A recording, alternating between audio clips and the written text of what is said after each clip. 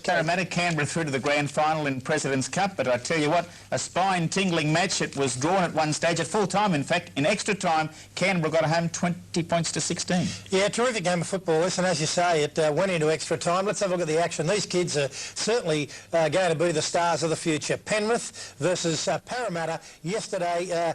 Parramatta versus Canberra yesterday in President's Cup at the Sydney Football Stadium. Early on, it was a couple of penalty goals to Gavin Price-Jones, the goal kicker for the Canberra side. There's his first one, and that gave the Canberra Raiders a 2-0 lead. And soon after, there's another penalty by referee Eddie Ward, and this youngster at fullback, very good goal kicker, made it 4-0. And it was a good start for Canberra, but this Parramatta side certainly came back very strongly. They've got some outstanding young players in their side. For a couple of weeks I've been telling you about Matt Munro, Chris King and David Baysari, and they again looked very, very good yesterday. There's Baysari going close, in fact reaching out, double movement, says referee Eddie Ward. There's the signal, and they got close many times in this game without scoring. Little halfback Martin Seal there kicking ahead, offside the Canberra player, and that's an easy 2 points to Baysari to make it 4-2 in favour of the Canberra Raiders.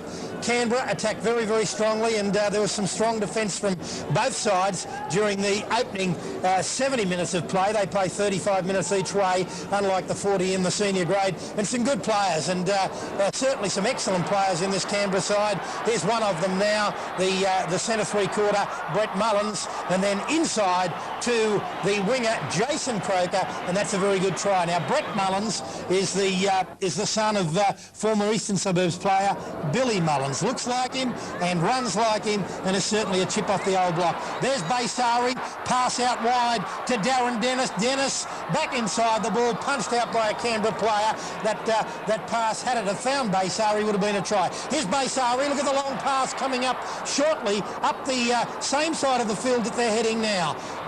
It'll come shortly, and Darren Dennis will put there's the pass now, over the top. Darren Dennis inside his opposite, in the corner. That levelled it up at 10 points all, and Parramatta continued to play very well, and they hit the lead from the dummy half here. A good try, burrowing in from dummy half. I think that he took a chance, the young fellow. That gave Parramatta the lead, but Canberra weren't to be denied. They came back strongly. Parramatta celebrating there, and that kick from Baysari was on target. They looked home and hose in this game. It was 10-2 at half-time to Canberra. Parramatta led 12-10, and that penalty there put between... Now look at this. Hit the upright, bounced just over, 12 points all at full time. There's the scoreboard, 12 points all into extra time now, and it was Parramatta who took up the running, and straight from the outset in extra time they looked very good, just missing a try there, and then eventually coming up the blind side goes Matt Munro, onto Peter Dalby, the replacement, in for the try. Now the conversion was missed by David Baysari, and then Canberra made their comeback. Here's a very strong run from David Boyle, who I think is a heck of a player for the future for the Canberra side. And then they continued to raid out wide. Look at that, holding the ball up beautifully.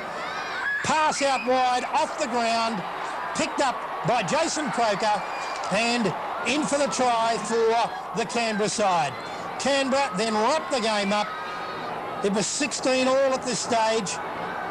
Canberra looking for space out wide, and don't they look good? They look like their first grade side when they move it out wide. And this kid, David Boyle, a couple of tries last week, a beauty there, extra time. Congratulations to their coach Mick Doyle, and through to the grand final. They will play a very hot St George side on Sunday, and the Saints will start favourite.